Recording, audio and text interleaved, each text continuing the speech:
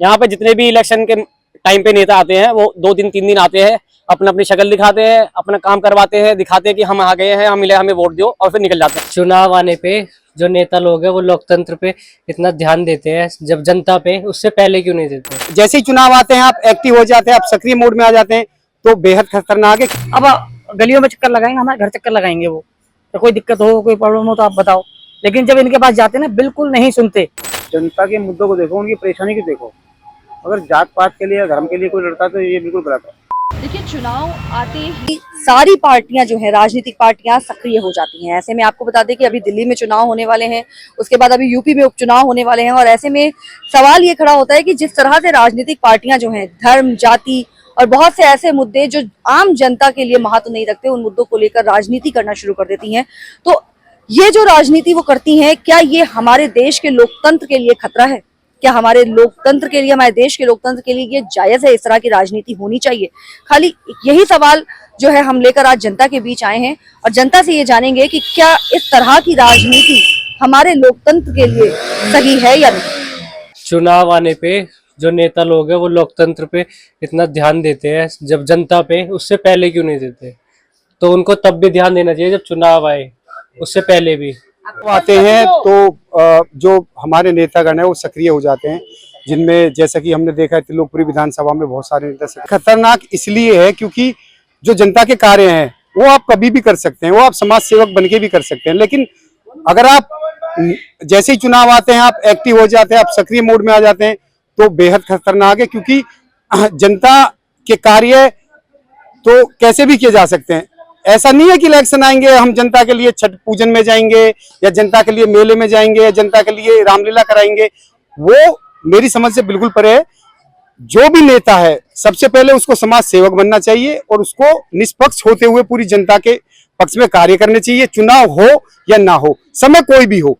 वो कहा है ना किसी महापुरुष ने कि अच्छे कार्य के लिए कोई भी समय बुरा नहीं होता।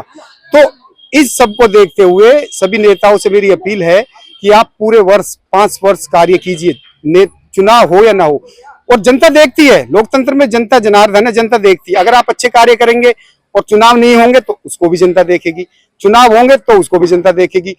और जब आपको चुनाव लड़ना होगा ना और आप अच्छे कार्य करके जाएंगे जनता, तो जनता मुंह से नहीं बोलती है, जनता चुनाव में जवाब देती है, जनता अपने वोट से जवाब देती है।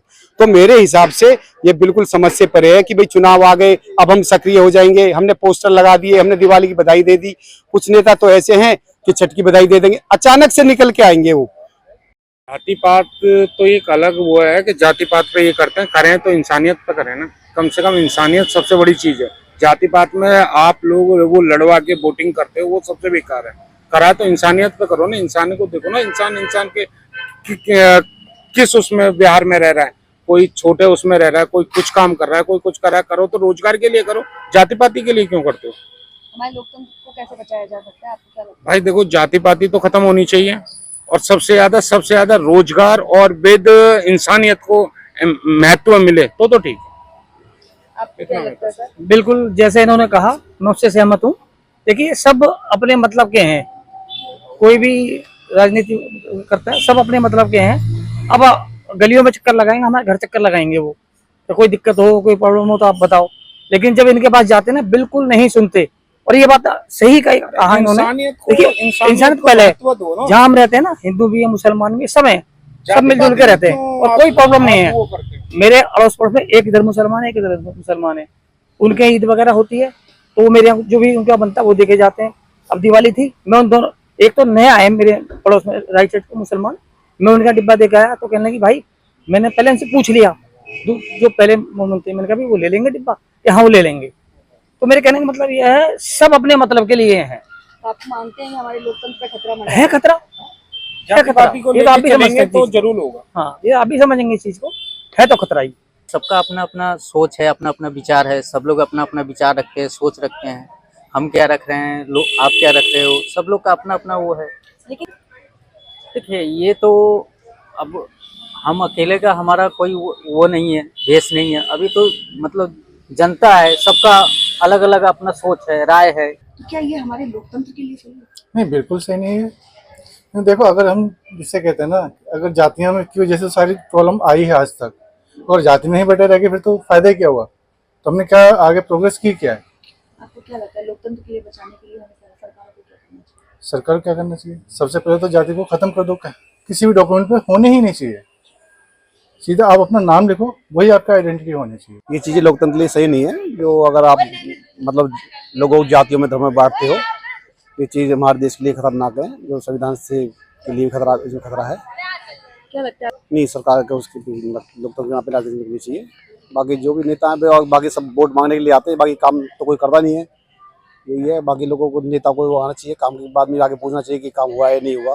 एक बार आने मतलब इलेक्शन टाइम पे आते हैं लोग, बाकी चले जाते हैं, कोई नहीं आता। जाति पे यार इसकी चीज पे कोई राजनीति होनी नहीं चाहिए मेरे ख्याल से।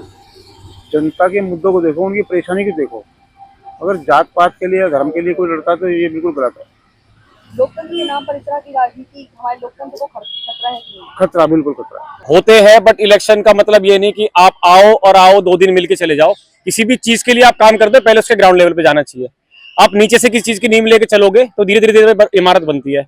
यहाँ पे जितने भी इलेक्शन के टाइम पे नेता आते हैं, वो 2 दिन 3 दिन आते हैं, अपनी शक्ल दिखाते हैं, अपना काम करवाते हैं, दिखाते हैं कि हम आ गए हैं, हमें वोट दो, और फिर निकल जाते हैं। ये है, पार्टी कोई भी हो या कोई भी किसी भी चीज से इलेक्शन लड़ रहा हो, आप आइए, पहले शुरुआत करिए, नीचे से उठ के लोगों के पास जाइए, उनकी समस्या सुनिए।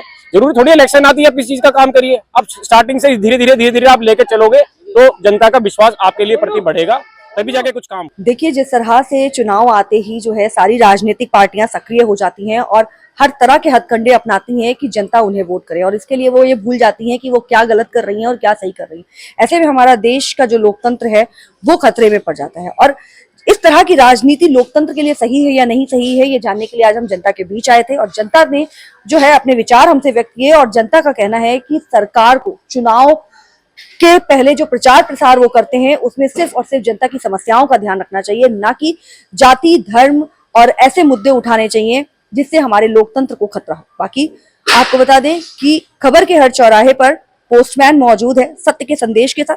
जय भारत, जय हिंद।